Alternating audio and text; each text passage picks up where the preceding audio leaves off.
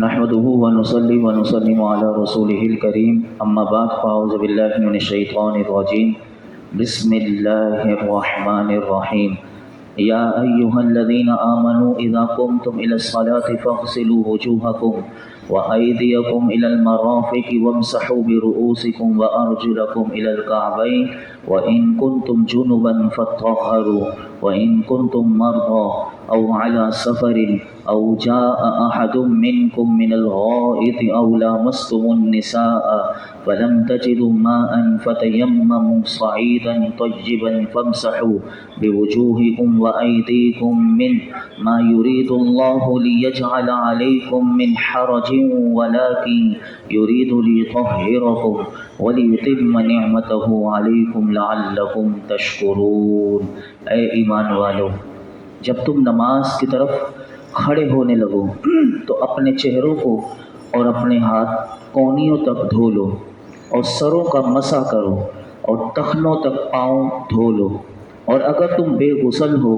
تو خوب پاک ہو جاؤ، اور اگر تم بیمار ہو یا سفر میں ہو یا تم میں سے کوئی بیت الخلاء سے آیا ہو یا تم نے عورتوں سے صحبت کی ہو اور ان صورتوں میں پانی نہ پاؤ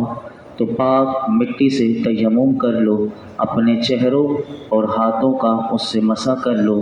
اللہ نہیں چاہتا کہ تم پر کچھ تنگی رکھے، لیکن وہ یہ چاہتا ہے کہ تمہیں خوب پاک کر دے اور اپنی نعمت تم پر پوری کر دے تاکہ تم شکر ادا کرو۔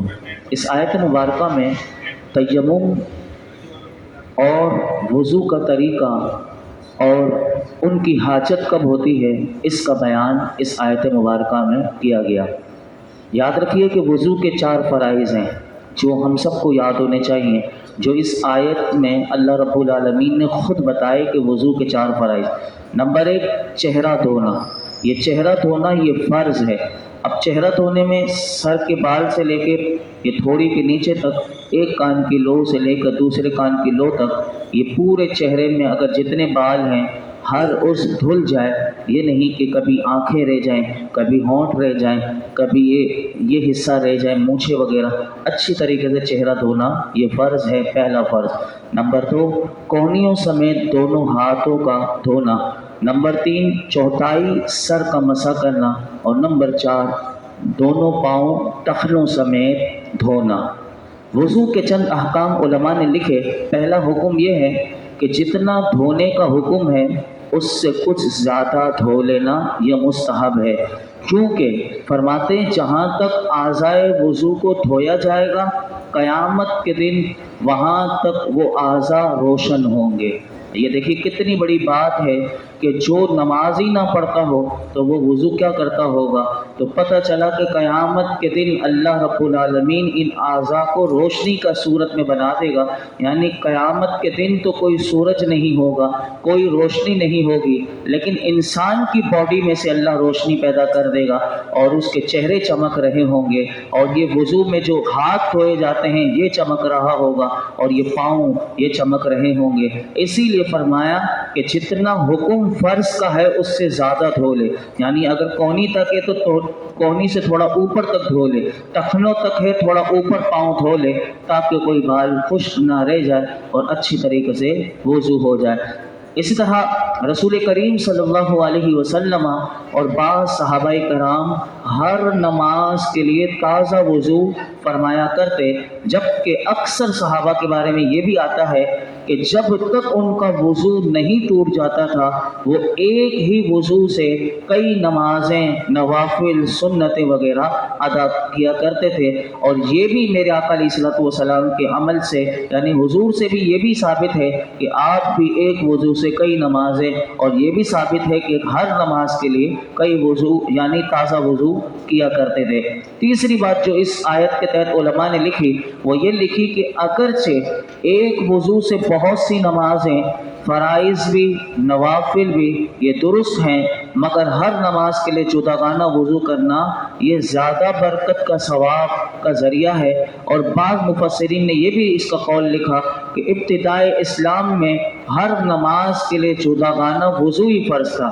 یعنی ہر نماز کے لیے وضو کرنا ہی یہ فرض تھا، لیکن بعد میں یہ حکم منسوخ ہو گیا اور یہ بتایا گیا کہ جب تک تمہیں بے وضو کرنے والی کوئی چیز واقع نہ ہو اس وقت تک تمہارا وضو قائم ہے، اگر چاہو تو ایک وضو سے 4 نمازیں بھی پڑھ سکتے ہو، ایک وضو سے 5 نمازیں بھی پڑھ سکتے ہو، جس طرح کہ ہمارے اسلاف میں جو عشاء کے وضو سے وہ فجر کی نماز پڑھا کرتے تھے اور پوری رات اللہ کی عبادت بھی کیا کرتے تھے۔ اسی طرح چوتھی بات جو علماء نے لکھی وہ یہ لکھی کہ جہاں دھونے کا حکم ہے وہاں دھونا ہی ضروری ہے، وہاں مسح نہیں کر سکتے۔ جیسے سر کا مسح ہے، اب کوئی سمجھے کہ میں ہاتھ کا مسح کر لوں تو یہ نہیں ہو سکتا، تو فرمایا پاؤں کو جیسے دھونا ہے تو وہاں پاؤں دھونا پڑے گا، مسح کی اجازت نہیں ہے۔ پھر وہ اگر موزے پہنے ہوں تو پھر وہ موزے بھی چمڑے کے ہوں، پھر اس کی شرائط ہیں، تو پھر وہ اس کی الگ صورت ہے کہ اس میں کس طرح مسح کیا جا سکتا ہے۔ اسی طرح اسی آیت میں فرمایا وَإِن كُنتُمْ جُنُبًا،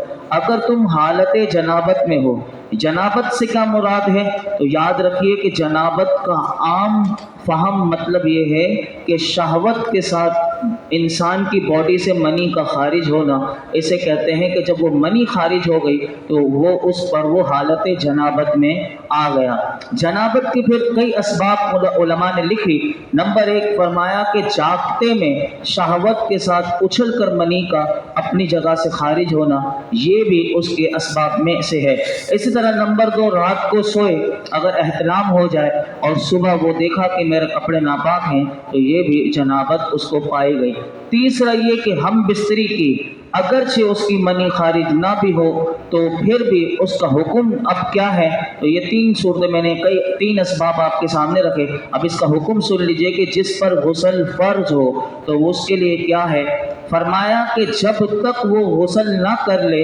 اس کے لیے بغیر غسل کیے نماز پڑھنا، تلاوت قرآن کرنا، قرآن پاک کو چھونا، مسجد میں داخل ہونا یہ ناجائز ہے۔ جو کام جنابت کی حالت میں منع ہے وہ حیض و نفاس کی حالت میں بھی منع ہوں گے، یعنی عورت جب بچہ پیدا کر دیتی ہے تو اس کے بعد جو اس کو خون آتا ہے تو وہ اس کا بھی حکم وہی ہوگا کہ جب تک عورت حائضہ ہے، حیض والی ہے یا نفاس کی حالت میں ہے وہ بھی غسل نہیں کرے گی جب تک وہ پاک نہیں ہوگی، اور جنبی جیسے جس کے اوپر جنابت ہے اس کے لیے غسل کرنا ہی ضروری ہے، جب تک غسل نہیں کرے گا وہ پاک نہیں ہو سکتا۔ اور غسل کے 3 فرائض ہوتے ہیں، وہ بہت آسان ہے۔ اس میں پہلا کلی کرنا، اگر روزہ نہ ہو تو غرغرہ بھی کرنا ضروری ہے، یعنی اچھی طریقے سے کلی اس طریقے سے کرنا کہ منہ کا ہر عضو پانی سے دھل جائے اور گلے تک وہ، اگر روزہ نہیں ہے، روزہ ہے تو غرارہ نہیں کر سکتے کیونکہ غرارہ کرے گا تو روزہ ٹوٹ جائے گا پانی اگر اندر چلا گیا۔ دوسرا فرض جو غسل کا ہے وہ ناک میں پانی ڈالنا، اور وہ اس طرح ڈالنا کہ یہ جو نرم ہڈی ہے وہاں تک اچھی طریقے سے، پھر انگلی سے بالکل اچھی طریقے سے اس کو پانی کو پہنچائے۔ اور تیسرا فرض غسل کا یہ ہے کہ سر کے بال سے لے کے پاؤں کے ناخن تک جسم کا ہر عضو دھل جائے، کوئی عضو بغیر، یعنی جہاں پانی نہیں پہنچ سکتا، مثال کے طور پر جیسے کسی نے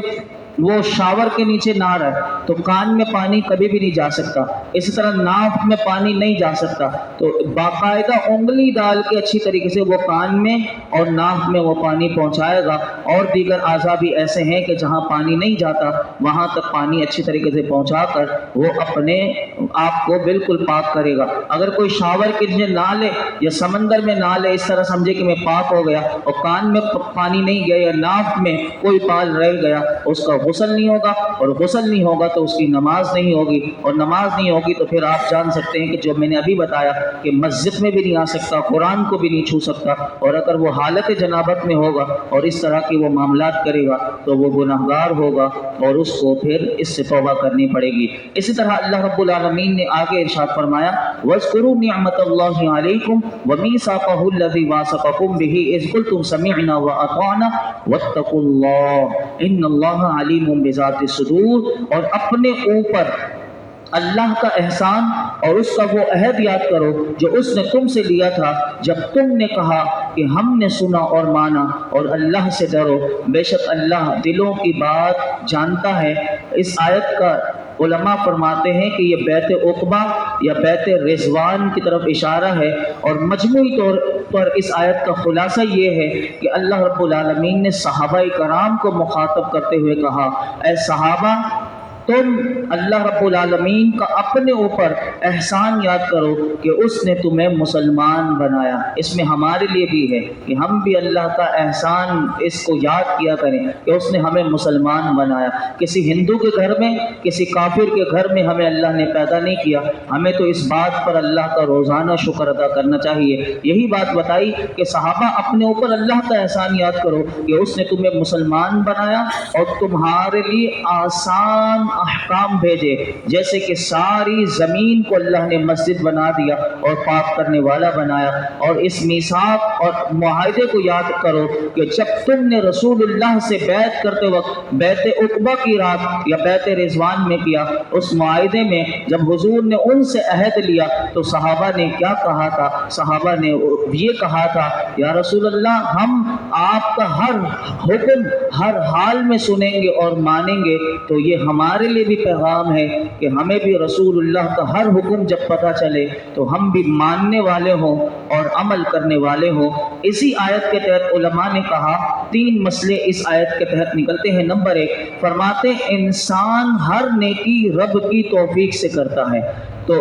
کبھی نیکی کر کے فخر نہ کرے، یہ اس آیت سے پتہ چلا، بلکہ جب کوئی نیکی کر لے اپنے رب کا فوراً شکر ادا کرے، مالک تو نے مجھ سے نیکی کروا دی، کسی کو بتائے بھی نہیں، بس وہ فوراً اللہ کی بارگاہ میں میری کوئی مجال نہیں کہ میں کوئی نیکی کر سکوں۔ اس آیت سے یہ پتہ چلا۔ دوسری بات علماء کہتے ہیں اس سے یہ پتہ چلی کہ بیت عقبہ اور بیت رضوان والے سارے صحابہ اللہ کے پیارے اور مقبول بندے ہیں جنہیں اللہ نے اس بیت کا شرف بخشا، یہاں اس بیت کو اللہ نے اپنی نعمت قرار دیا۔ اور تیسری بات جو علماء نے لکھی وہ یہ لکھی کہ ان سارے صحابہ نے ان بیتوں کے جو حضور کے ہاتھ دست مبارک پر بیت کیے تھے وہ سارے وعدے ان تمام صحابہ نے پورے کیے اور ان کے وعدے سچے تھے۔ اللہ رب العالمین نے ان کے وعدے کی بغیر تردید کے ذکر کر دیا، اور اس آیت میں یہ اللہ رب العالمین نے ارشاد فرمایا۔ آخری آیت آج کے درس کی میں آپ کے سامنے پڑھ دیتا ہوں، اور یہ ہے کہ یا ایھا الذین آمنوا کونوا قوامین للہ شہداء بالقسط ولا یجرمنکم شنآن قوم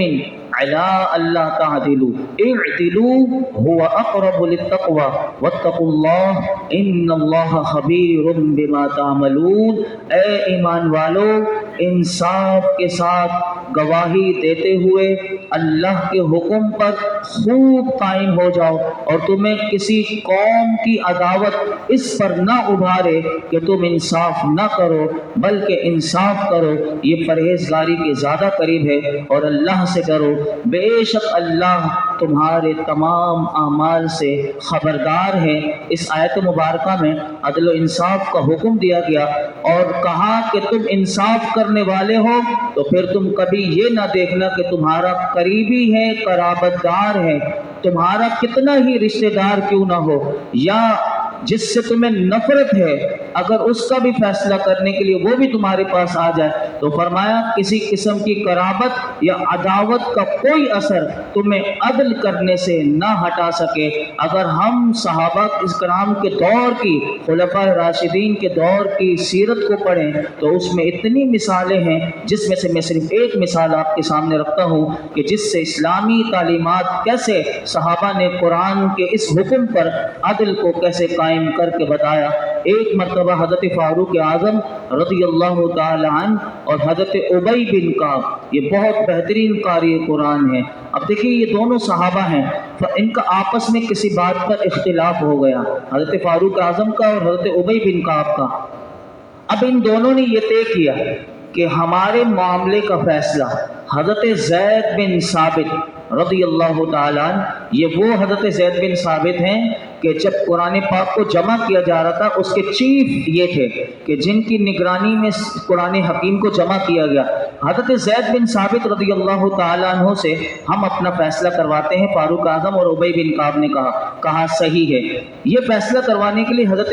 زید بن ثابت رضی اللہ تعالیٰ عنہ کے گھر پہنچے۔ حضرت فاروق اعظم امیر المؤمنین ہیں، اب دیکھیے وقت کا بہت بڑا حاکم ہے اور وہ ان کے گھر جا رہا ہے، یعنی یہ نہیں کہ چیف جسٹس کو اپنے گھر پر بلا لیا کہ فیصلہ کرنے کے لیے میرے گھر پر آ جاؤ۔ اب ان کی بارگاہ میں پہنچے اور پہنچ کر جب دیکھا تو یہ گھر پر تھے، اور جیسے ہی ان کے گھر میں داخل ہوئے تو وہ کیونکہ رعب و دبدبہ حضرت فاروق اعظم کا، تو حضرت زید بن ثابت نے آپ کے لیے اپنے بستر میں سے جگہ خالی کرتے ہوئے یعنی عرض کی اے امیر المؤمنین یہاں تشریف رکھیے، یعنی آپ کو عزت دی۔ تو اس وقت آپ دیکھیے کہ یہ فاروق اعظم عدل کیسا کرتے ہیں۔ جب آپ نے یہ دیکھا کہ میرے لیے جگہ کر کے میں تو انصاف لینے کے لیے یعنی فیصلہ کروانے کے لیے آیا ہوں، سب سے پہلے تو میرے لیے جگہ یعنی کشادہ کر دی اپنے بستر پر میرے لیے جگہ، تو آپ نے ان سے کیا کہا؟ آپ نے فرمایا یہ تمہارا پہلا ظلم ہے جو تم نے فیصلہ کے لیے مقرر ہونے کے بعد یعنی کیا،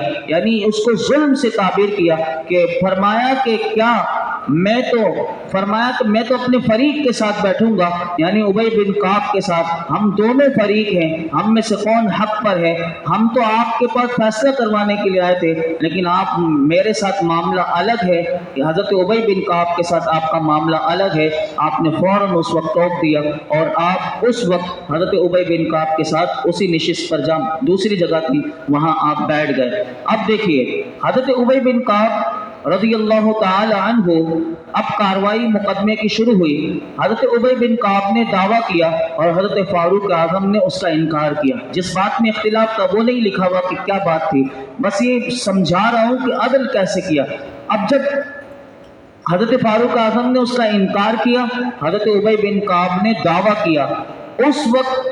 اصول یہ ہے شریعت کا کہ حضرت ابی بن کعب اپنے دعوے کے ثبوت کے لیے اس وقت ان کے پاس کوئی گواہ نہیں تھے، اور اگر گواہ نہ ہو تو اصول یہ ہے کہ سامنے والا کہ جو دوسرا فریق ہے وہ قسم کھائے گا، اور قسم کھا لے تو پھر فیصلہ پھر بتا دیا جاتا ہے آگے کیا ہوگا۔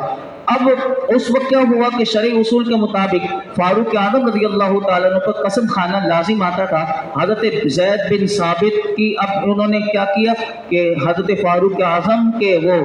شخصیت اور ان کے رتبے کا لحاظ کرتے ہوئے آپ نے فوراً حضرت ابی بن کعب سے کہا کہ آپ امیر المؤمنین سے قسم لینے سے درگزر کیجیے۔ اب یہ جب یہ جملہ بولا تو حضرت فاروق اعظم نے فوراً قسم اٹھا لی، کیونکہ قسم تو اٹھانی تھی، وہ انہیں روک رہے ہیں حضرت زید بن ثابت۔ آپ نے قسم اٹھاتے ہوئے فرمایا، اب حضرت زید بن ثابت کو اپنے منصب سے ہٹا دیا، اور کیا جملہ ارشاد فرمایا کہ تم اس وقت تک منصب قضا پر یعنی جج بننے کے اہل نہیں ہو جب تک تم عمر میں اور ایک عام شخص کے نزدیک مقدمے میں برابر فیصلہ کرنے والے نہیں ہو جاتے، جب تک تم جج کے منصب پر نہیں بیٹھ سکتے۔ اللہ اکبر، یہ ہے ہمارے اسلاف کے وہ عدل کے فیصلے۔ اللہ رب العالمین ایسا ہی عدل کا نظام ہمارے ملک پاکستان میں بھی عطا فرمائے کہ جہاں ایک غریب کو بھی صحیح انصاف ملے، اور ایک اگر بڑے سے بڑا بھی مجرم ہو چاہے وہ کتنا ہی طاقتور کیوں نہ ہو، اسے عدالت کے کٹہرے میں لایا جائے اور اسے بھی سزا ملے، تاکہ پھر یہاں امن و سکون اور اللہ کی رحمت نازل ہو۔ اللہ رب العالمین ہمیں غور و فکر کی توفیق عطا فرمائے۔ الحمدللہ رب العالمین والصلاة والسلام علی سید الانبیاء والمرسلین وعلی آلہ واصحابہ اجمعین۔ یا اللہ پاک جو کچھ ہم نے درس قرآن میں سنا، مولا کریم سنانے میں کوئی غلطی کوتاہی ہو معاف فرما، اپنی بارگاہ میں قبول و مقبول فرما۔ اے رب کریم درس قرآن میں آج ہم نے مولا کریم عدل کا سنا، اے رب کریم ہمیں ہمیشہ انصاف اور حق کا ساتھ دینے والا بنا دے، ہمیشہ حق بولنے والا بنا دے، حق کا ساتھ دینے والا بنا دے۔ رب کریم ہر قسم کی مولا کریم باطل کو باطل ہمیں دکھا اور اس سے بچنے کی توفیق عطا فرما۔ یا رب العالمین یا ارحم الراحمین۔ الراحمین ہمیں قرآن حکیم کا نور عطا فرما، اس کی معرفت عطا فرما، ہمیں باعمل باحیا بنا دے۔ مولا کریم آج تک جتنی دعائیں کی ہیں آئندہ کریں گے سب دعاؤں کو قبول فرما۔ اس درس قرآن میں یہ جتنے حاضرین موجود ہیں ان سب کی خالی جھولیوں کو، دامنوں کو مرادوں سے بھر دے۔ وصلی اللہ تعالی علی خیر خلقہ محمد وعلی آلہ واصحابہ اجمعین۔